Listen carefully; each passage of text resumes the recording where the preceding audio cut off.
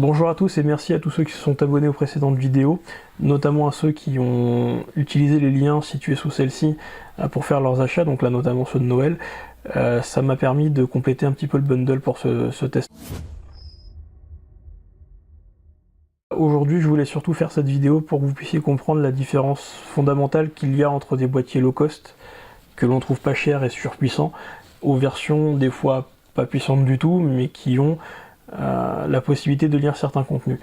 Aujourd'hui, les boîtiers sont régis par les DRM, c'est-à-dire que ce sont un petit peu comme les droits d'auteur qu'on pouvait avoir sur les DVD à l'époque, enfin qu'on a toujours d'ailleurs, c'est ce qui permettait d'éviter la copie des DVD. Ces DRM divisent le monde des boîtiers, même des téléphones, en deux catégories. Une version logicielle, c'est-à-dire que tout le contenu que vous allez avoir dessus sera limité à la simple définition.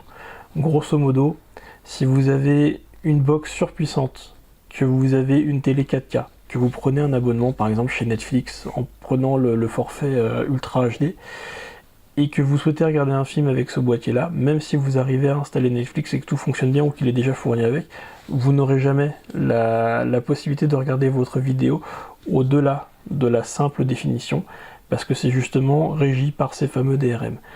En contrepartie, vous avez un boîtier pas excessivement puissant mais qui est convenable, comme le stick d'Amazon, qui lui est en DRM, permettra de lire tout le contenu enrichi au-delà de la simple définition, donc HD, Ultra HD, etc., à partir des applications comme Netflix, Prime Video forcément puisque ça vient de chez eux, et d'autres applications des opérateurs, notamment pour pouvoir faire pause pendant la lecture de la télé en direct ou d'autres choses comme ça.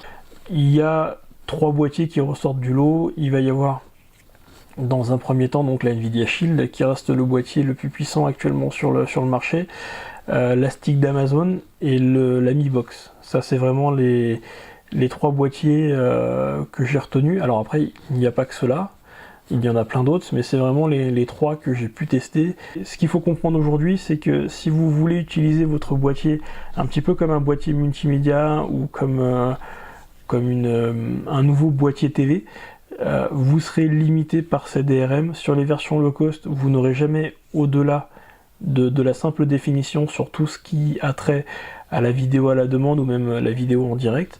Par contre, quand vous êtes sur des boîtiers comme la Shield d'Nvidia, la stick d'Amazon ou même la Mi Box, vous aurez accès donc au DRM, ce qui vous permettra d'avoir accès au contenu enrichi. Peu importe la puissance du boîtier, si vous n'avez pas de DRM, vous serez limité dans le contenu que celui-ci pourra lire et surtout la qualité qu'il va y avoir derrière. Donc vaut mieux avoir un boîtier pas forcément puissant mais qui permet de tout faire un petit peu comme la stick d'Amazon, plutôt que d'avoir un boîtier surpuissant acheté pas cher mais qui vous limitera à la simple définition. Dans tous les cas, les commentaires sont ouverts, si vous avez la moindre question, n'hésitez surtout pas.